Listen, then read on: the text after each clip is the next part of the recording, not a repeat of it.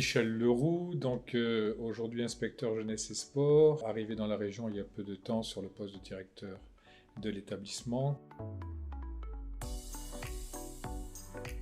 Eh bien, le métier de directeur d'un crèche, c'est la gestion totale d'un établissement sur 14 hectares, organisation du sport de haut niveau, organisation de la formation professionnelle, et en même temps l'accueil d'usagers qui viennent sur l'établissement pour utiliser les installations à des fins sportives ou de formation.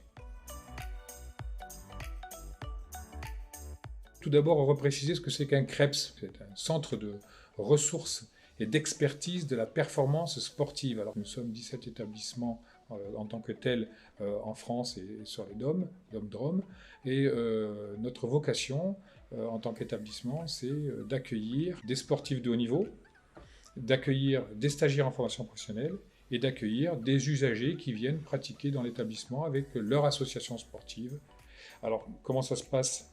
Les fédérations nous sollicitent, ou nous les sollicitons, pour qu'elles installent leur structure de haut niveau, qu'on appelle des pôles, sur un parcours qui est organisé par les fédérations. Et donc, nous accueillons ces sportifs en convention, après que ces sportifs aient été sélectionnés.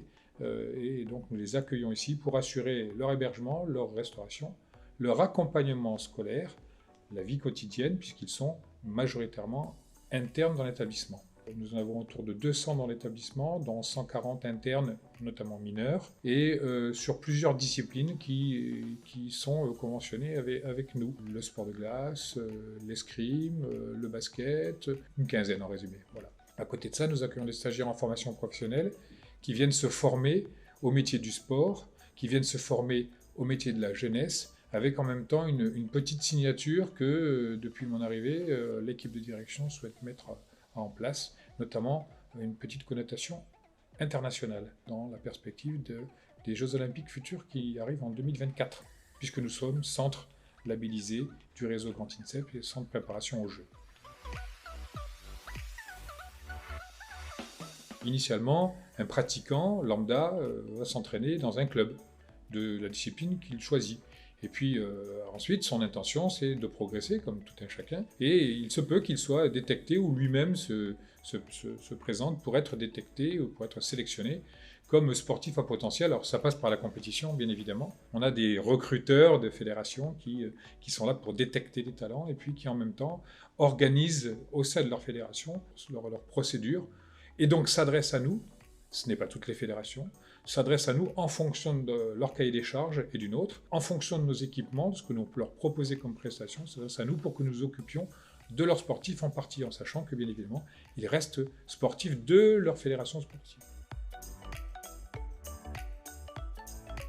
L'accompagnement que l'on assure sur les sportifs de haut niveau, c'est la vie quotidienne.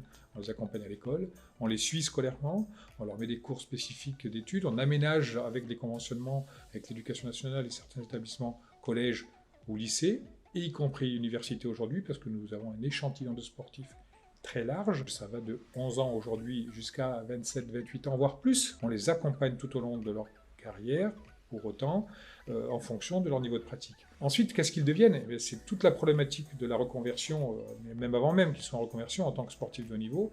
Nous essayons de conventionner les fédérations, mais avec notre soutien, essayer de conventionner avec des employeurs hypothétiques ou pas, ça peut être des entreprises, mais en même temps, nous, dans l'accompagnement, on essaie en fonction de leur appétence, de leurs compétences, de les orienter vers les métiers du sport, mais pas que. On essaie d'ouvrir plus le panel de formation pour leur proposer des métiers qui leur plairaient par la suite, et en lien avec les entreprises. Et ça fait partie du projet d'établissement aussi. Toute une organisation autour du sportif est mise en place ici. Métier de restauration, métier d'accueil, métier d'intendance, l'hébergement en tant que tel, puisqu'on les accueille aussi de jour et de nuit. Et la surveillance en même temps, par la même occasion. Le sport est un excellent vecteur aujourd'hui, c'est-à-dire que le sport, pratiquement, c'est devenu une fin en soi pour les sportifs de haut niveau, qui veulent la performance, mais derrière, il faut penser aussi à eux et pour eux, parce qu'ils sont concentrés sur un projet, à ce qu'ils vont devenir plus tard. D'ailleurs, ils ont aussi un service médical complet ici. on a un suivi médical réglementaire qui nous est demandé par la fédération, mais à côté de ça, on assure en même temps aussi non seulement le suivi médical réglementaire, mais aussi tout ce qui est prise en compte, soin du sportif, avec notamment des kinés, des ostéos, une diététicienne sur l'alimentation, une psychologue du sport, sans compter le préparateur mental, mais je dissocierai, et derrière tout un plateau médical qui est mis à disposition pour justement les suivre en relation avec la fédération. On a cette lettre de mission quelque part qui nous demande de mettre en œuvre des projets, alors que ce soit autour de l'alimentation responsable, que ce soit autour de la gestion des déchets, que ce soit autour des matériaux utilisés, et dans le cadre de la sobriété énergétique qui est vraiment d'actualité, de vérifier tout ce qui est du domaine du chauffage, du domaine de la lumière avec le remplacement des LED. Et là, c'est là le gros travail de partenariat que l'on a.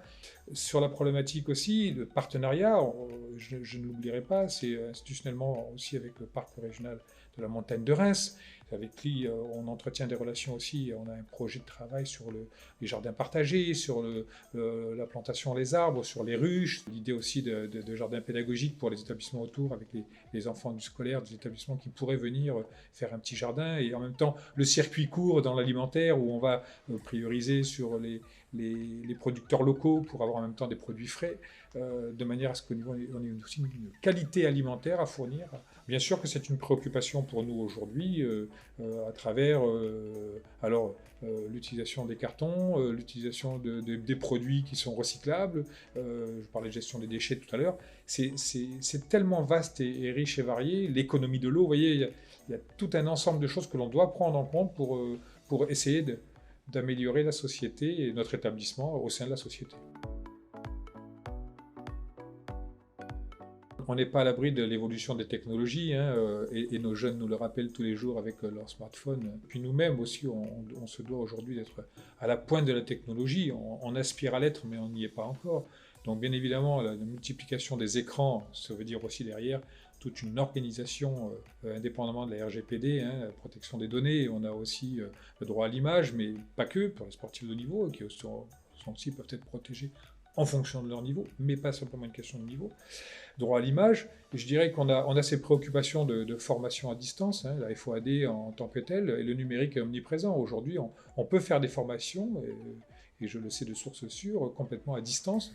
La crise Covid nous a obligés aussi à nous améliorer, puisqu'on devait accepter le télétravail et mettre en œuvre le télétravail. Donc ça veut dire révolution de nos outils numériques, avec la problématique de la sécurité des systèmes informatiques, dont on n'est pas exempt, bien au contraire, y compris sur l'utilisation du Wi-Fi, puisqu'aujourd'hui on ne va pas dans un établissement quel qu'il soit sans avoir un accès à un Wi-Fi. Et derrière on a quel type de données peuvent être partagées.